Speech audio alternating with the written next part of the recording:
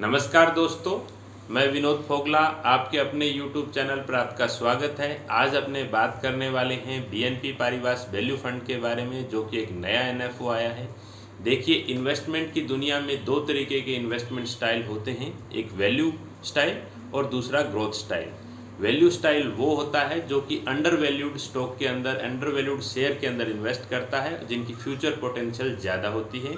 और growth style वो होता है जो कि अबो एवरेज, जिनकी आज भी ग्रोथ चल रही है, उन शेयर्स के अंदर इन्वेस्ट करता है। इन दोनों के बीच का भी वैल्यू इन्वेस्टमेंट स्टाइल और ग्रोथ इन्वेस्टमेंट स्टाइल, इन दोनों के बीच का भी एक इन्वेस्टमेंट स्टाइल होता है, उसको बोलते हैं Garp, GARP, growth at reasonable price. तो आज मैं जिस NFO की आपके साथ बात करने वाला हूँ वो वैल्यू इन्वेस्टमेंट स्टाइल पे स्ट्रेटेजी का है। तो आइए समझते हैं इस वीडियो से कि ये वैल्यू इन्वेस्टमेंट स्टाइल क्या है और ये किस तरीके का NFO है। उससे पहले जस्ट एक क्विक रिमाइंडर कि अगर अभी तक आपने मेरे YouTube चैनल को सब्सक्राइब नहीं किया है तो सब्सक्राइब कर लें, क्योंकि पर्सनल फाइनेंस को आसान बनाने के लिए हर हफ्ते मैं 1 से 2 एजुकेशनल वीडियो आपके लिए लेकर के आता हूँ। देखिए, अपने हर रोज़ वैल्यू ढूंढते हैं, चाहे वह घर खरीदना हो, कार खरीदनी हो या फिर कोई रोज़मर्रा की चीज़ खरीदनी हो। बेस्ट ऑफर और वैल्यू डील्स हमेशा आपने देखते हैं। आमतौर पर बियर मार्केट यानी मंदी के मार्केट में वैल्यू क्रिएट होती है। वैल्यू स्टॉक्स जो होते हैं वो 5 डे टेस्ट मैच की तरह होते हैं, यानी लॉन्ग टर्म के पॉइंट ऑफ व्यू से अच्छे होते हैं। Legendary investor mister Warren Buffett कहते हैं कि प्राइस वह होता है जो आप चुकाते हैं, वैल्यू वह होती है जो आपको मिलती है। प्राइस इज़ व्हाट यू पे, value is what you get. ये लेजेंडरी इन्वेस्टर का स्टेटमेंट है, मिस्टर वॉरेन बुफे का।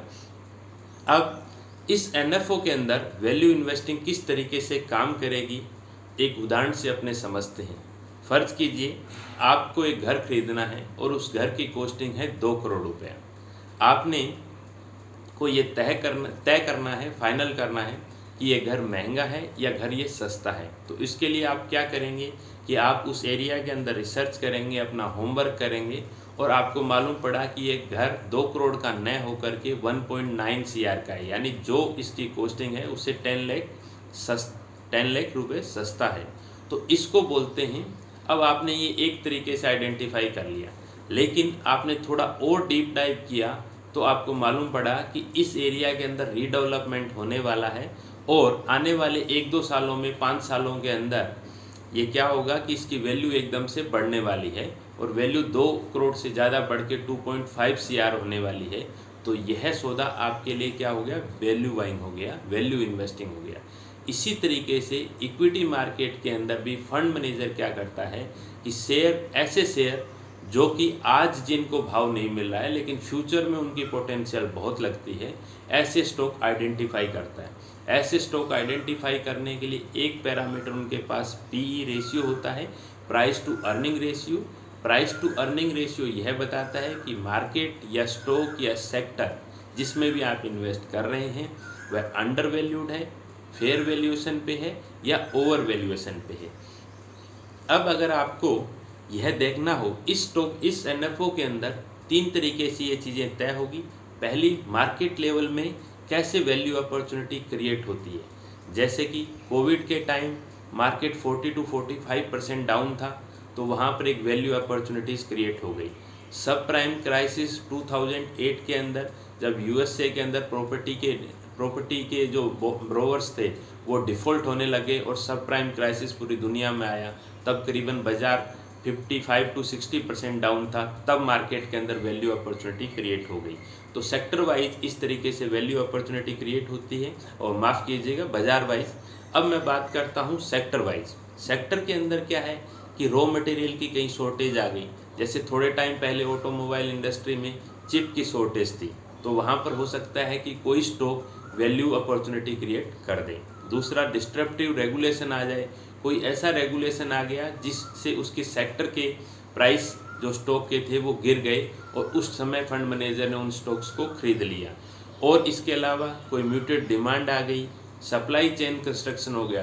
रूस और यूक्रेन का जो अभी वॉर चल रहा था उसमें बहुत सारी जगह पे ऐसा हुआ कि कमोडिटी के प्राइस एकदम से बढ़ गए और सप्लाई चेन ऑब्स्ट्रक्शन हो गया, मतलब सप्लाई नहीं हो पा रही थी।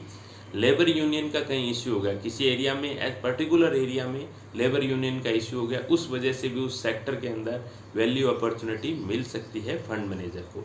तीसरे लेवल की अगर मैं बात करूं तो किसी स्टॉक में भी हो सकती है पर्टिकुलर अपॉर्चुनिटी, जैसे किसी का मैनेजमेंट चेंज हो गया, टॉप मैनेजमेंट जो कि इंस्ट्रूमेंटल था उस ऑर्गेनाइजेशन के लिए वो छोड़ के चला गया, या डेथ हो गई, या कोई और इश्यू हो गया, तो उसके अंदर मैनेजमेंट से रिलेटेड चेंजेस की वजह से उस स्टॉक के अंदर पर्टिकुलर वैल्यू अपॉर्चुनिटीज़ क्रिएट हो गई। कोई नेगेटिव रिपोर्ट आ गई किसी शेयर के लिए, किसी ऑर्गेनाइजेशन के लिए नेगेटिव रिपोर्ट आई, उसकी वजह से उसका शेयर प्राइस गिर गया, तो वहाँ पर भी वैल्यू अपॉर्चुनिटी क्रिएट हो सकती है। अगर आपका इंपोर्ट एक्सपोर्ट करती है कंपनी तो एक्सचेंज रेट के अंदर फ्लक्चुएशन की वजह से भी वैल्यू अपॉर्चुनिटी क्रिएट हो सकती है, या जियोग्राफिकल डिस्ट्रप्शन की वजह से, जैसे अभी असम के अंदर जो हिंसा चल रही है उसकी वजह से भी वहाँ हो सकता है पर्टिकुलर एरिया में जियोग्राफिकल डिस्ट्रप्शन हो गया हो। अब ये वैल्यू इन्वेस्टिंग ही है, वैल्यू ट्रैप नहीं है। इसको कैसे आइडेंटिफाई करें, क्योंकि एक बहुत बड़ी पतली सी एक थिन लाइन है इन दोनों के बीच में कि ये वैल्यू इन्वेस्टिंग है या वैल्यू ट्रैप्स है। वैल्यू ट्रैप्स का मतलब है कि आपको अपॉर्चुनिटी लग तो रही है लेकिन है नहीं। अब वैल्यू ट्रैप्स से बचने के लिए एक तो professional management, research, P ratio एक पैरामीटर, उससे इन सब चीज़ों से काफ़ी हद तक वैल्यू ट्रैप्स को अवॉइड किया जा सकता है। अगर मैं इस पूरी बात को सम अप करूं तो सबसे पहले यह है कि इस एनएफओ के अंदर फंड मैनेजर उन्हीं स्टॉक के अंदर इन्वेस्ट करेगा जो कि वैल्यू इन्वेस्टिंग है, यानी आज डिस्काउंटेड रेट पे अवेलेबल है और फ्यूचर में उनकी पोटेंशियल अच्छी खासी दिख रही है।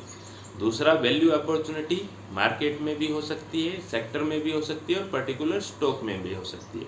तीसरी वजह यह है कि लो पी रेशियो के अलावा इसमें इनका प्रोफेशनल और रिसर्च भी पार्टिसिपेट करेगा, जिससे कि वैल्यू ट्रैप्स को अवॉइड किया जा सके। और चौथा, ये मैनेजमेंट से मिलेंगे, ड्यू डिलिजेंस करेंगे, प्रॉपर रिसर्च करेंगे। ये चार मेन वजह हैं जिनसे वैल्यू इन्वेस्टिंग अट्रैक्टिव बनता है।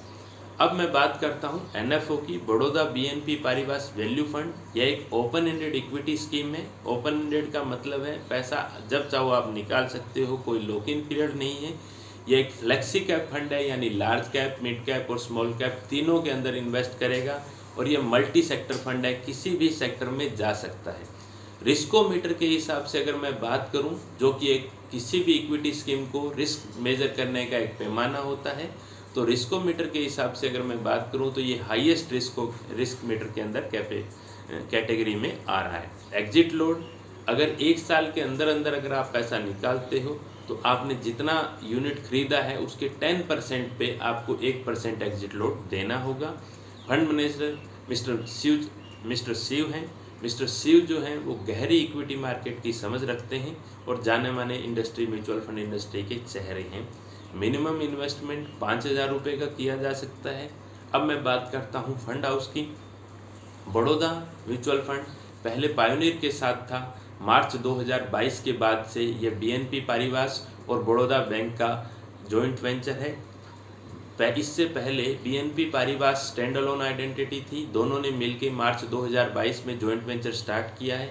आज करीबन ये 25,000 करोड़ का इक्विटी और डेट दोनों असेट्स मैनेज करते हैं। यह एनएफओ 17 मई से लेके 31 मई 2023 तक सब्सक्रिप्शन के लिए ओपन है। जैसा कि आपको मालूम है, जब भी एनएफओ आता है उसकी एनएवी 10 रुपये होती है। अब बात करते हैं कि इसके अंदर किसको इन्वेस्टमेंट करना चाहिए। जैसा कि मैंने इस वीडियो के शुरुआत में बताया कि दो तरीके के इन्वेस्टमेंट स्टाइल होते हैं, ग्रोथ और वैल्यू। अगर आपके पोर्टफोलियो में ऑलरेडी ग्रोथ स्टाइल के फंड हैं, स्कीम्स हैं, और अगर आप डाइवर्सिफिकेशन चाह रहे हैं, आपका टाइम होराइजन 5 से 7 साल दूर है, आप इक्विटी के रिस्क से वाकिफ़ हैं, इक्विटी के फ्लक्चुएशन से आपके पोर्टफोलियो पे कोई फ़र्क नहीं पड़ता है, तो आप इसमें इन्वेस्टमेंट कर सकते हैं। उम्मीद करता हूँ इस वीडियो से आपको कुछ इंसाइट मिले होंगे। तो आप, और इसके अलावा अगर अभी तक आपने मेरे YouTube चैनल को सब्सक्राइब नहीं किया है तो सब्सक्राइब कर लें। Thank you.